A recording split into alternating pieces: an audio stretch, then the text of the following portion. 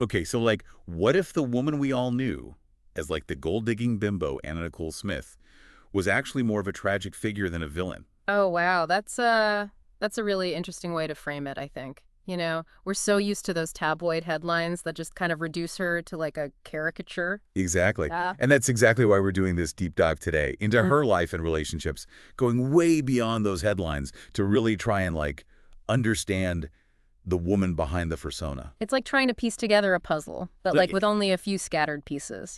yeah. Luckily, we've got some great sources to work with. There's this 2019 episode of the podcast You're Wrong About that like really digs into this, plus a 2010 New York Magazine article by Dan P. Lee and a 2007 Texas Monthly profile by Mimi Swartz. Those paint a much more complex picture Yeah. and honestly a much more heartbreaking picture. So let's rewind all the way back to the beginning. Before the fame, before the name Anna Nicole, Yeah. there was Vicki Lynn Hogan. Vicki Lynn Hogan. And her story starts like far from the spotlight in rural Texas. Not a glamorous childhood, not by any stretch. She faced poverty and even abuse.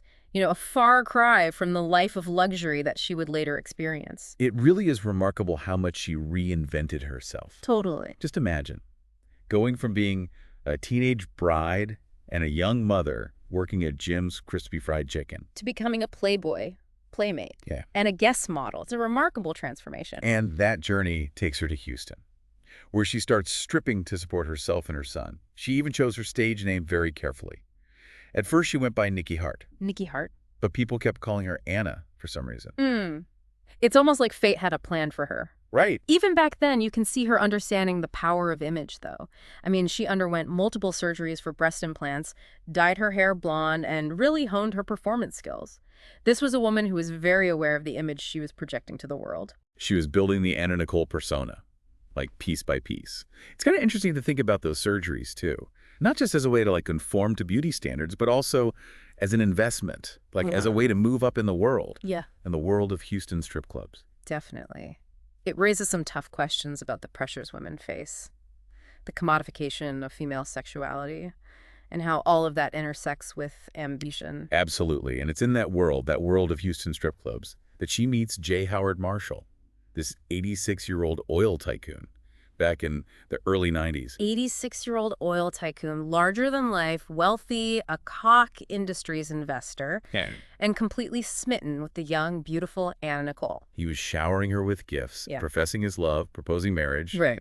right from the start. And she initially refused. Can you believe that? Wait. For 2 to 3 years, she turned him down. Like, imagine that. You're struggling financially. This man who could solve all your problems is pursuing you relentlessly, and you say no. It really makes you rethink that whole gold digger label, doesn't it? For sure. It definitely complicates things. And you have to consider the context, right? I mean, Marshall had a history of relationships with younger women, including a longtime mistress who was also a stripper. This wasn't a man who was unfamiliar with this type of arrangement. So maybe it wasn't just about the money for Anna Nicole.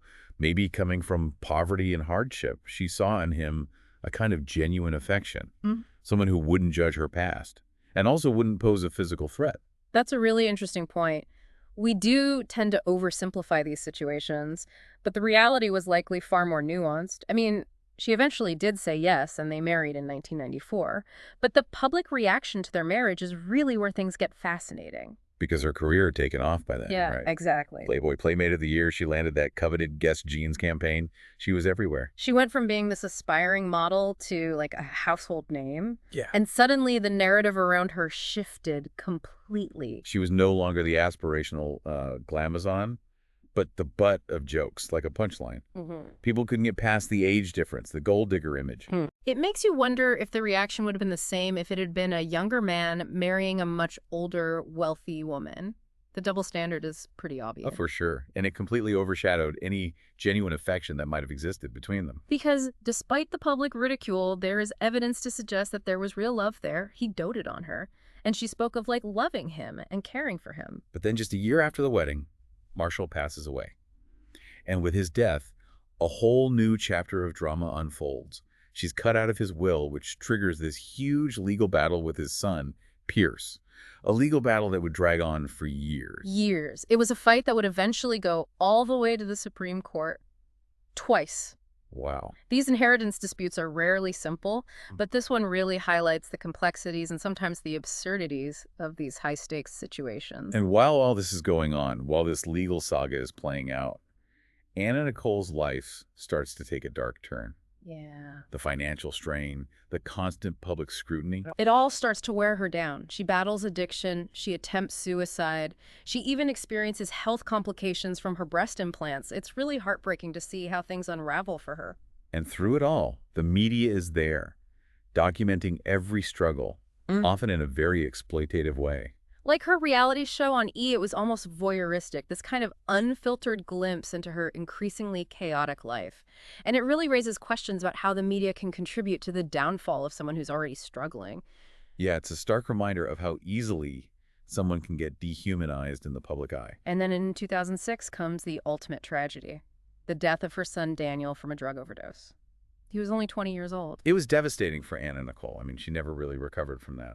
5 months later, she too died from an accidental overdose at the age of 39. It's hard not to see her story as like a cautionary tale about the price of fame and the kind of like corrosive nature of the spotlight. Mm. But it's also so much more than that, right? It's about ambition. Hmm. Yeah. But also love, exploitation, grief, and like the human desire for connection, that basic human need. When you think about the public perception of her relationship with J. Howard Marshall, how do you think we should like reassess that gold digger label now, knowing what we know? It's such a loaded term, isn't it? I mean, Yeah. it's easy to judge when you're on the outside looking in, but Yeah. when you hear about how he pursued her for years, how he had this pattern of relationships with younger women, it makes you wonder about the power dynamics at play there. Absolutely. And remember, she actually tried to set him up with her own mother at one point. Oh, right. And there's that story about the tape recording, that whole "Do you miss your rosebuds" No, incident. yeah, where she supposedly whispered those words into a tape recorder for Marshall to listen to later. Yeah. It's definitely a desperate move, but I think it also speaks to her vulnerability. Like she was relying on his promises, and when she felt like those were being threatened, she resorted to these kind of unconventional tactics. It's almost like she was trying to hold on to something that was slipping away. Exactly. And then when you think about her legal battle with Marshall's son, Pierce, that also becomes more complex when you consider her perspective. I mean, she was fighting for what she believed was rightfully hers, a share of the fortune that she felt had been promised to her. It wasn't just about greed, as so many people portrayed it. It was about feeling betrayed and fighting for what she thought was just elite. It's really interesting to see how those legal battles kind of intersect with these broader societal issues.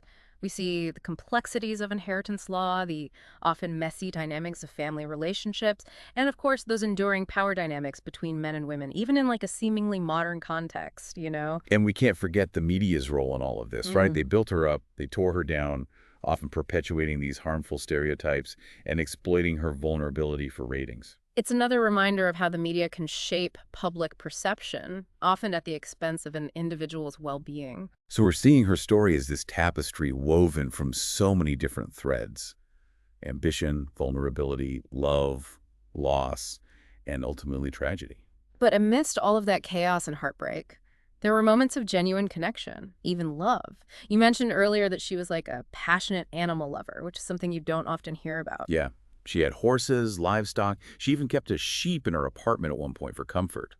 It reminds you that these public figures are multifaceted individuals with like interests and passions that extend way beyond the headlines. It's a good reminder to look beyond the surface and just recognize that shared humanity that connects us all. Absolutely. What stands out to you as like the most important takeaway from all of this? I think for me, it's the danger of rushing to judgment. We so often reduce these complex individuals to like simple narratives, you know, labels like gold digger or bimbo. But when you actually take the time to understand someone's story, you realize that life is rarely that simple.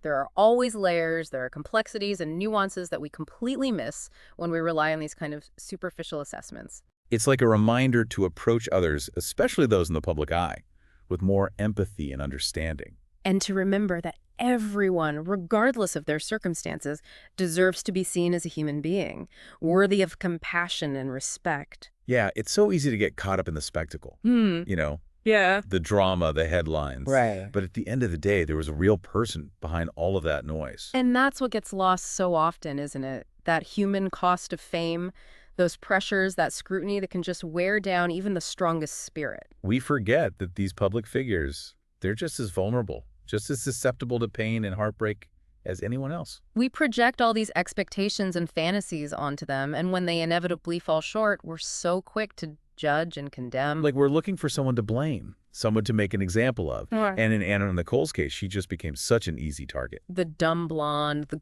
gold digger, those are such simplistic labels, and they strip away her individuality. They reduce her to like a caricature. And it's so tragic because despite all the challenges she faced, there was a real resilience to her. I mean, she kept going, she kept fighting, even when the odds were stacked against her. She never gave up on that dream, did she? The dream of a better life, a stable family, a place where she would finally feel safe and secure. And that's what makes her story all the more heartbreaking. Knowing that she came so close, and yet ultimately the demons that she was battling, they just proved too strong. It's a reminder that fame and fortune don't guarantee happiness, and they certainly don't protect you from the harsh realities of life. It's a cautionary tale for sure, but it's also a reminder to kind of look beyond the surface, to challenge our assumptions, and approach others, especially those who are in the public eye, with a little more empathy and understanding. Yeah, because behind every headline, behind every scandal, behind every tabloid photo, there's a human being with a story worth telling. And that's what we've tried to do today, to go beyond the familiar narrative and really explore the complexities of Anna Nicole Smith's life. We've seen her transformation from Vicki Lynn Hogan to Anna Nicole Smith, the highs and lows of her career, the controversial marriage, those bitter legal battles, and ultimately the tragic descent that led to her untimely death. It's a story that's really stayed with me. It's made me think about the choices we make, the pressures we face, and the unseen struggles of those who are living their lives in the public eye. It's a story that resonates with a lot of people, I think, because it speaks to our own desires, our own vulnerabilities, and our own capacity for both love and judgment. If this deep dive has sparked your curiosity, we really encourage you to check out the sources we mentioned. That 2019 episode of You're Wrong About, the 2010 New York Magazine article, and the 2007 Texas Monthly profile. There's so much more to discover there. Absolutely. We hope this has given you a new perspective on Anna Nicole Smith, a woman who was so much more than just a tabloid headline. Thanks for joining us for this deep dive. We'll be back next time with another thought-provoking exploration of the stories behind the headlines.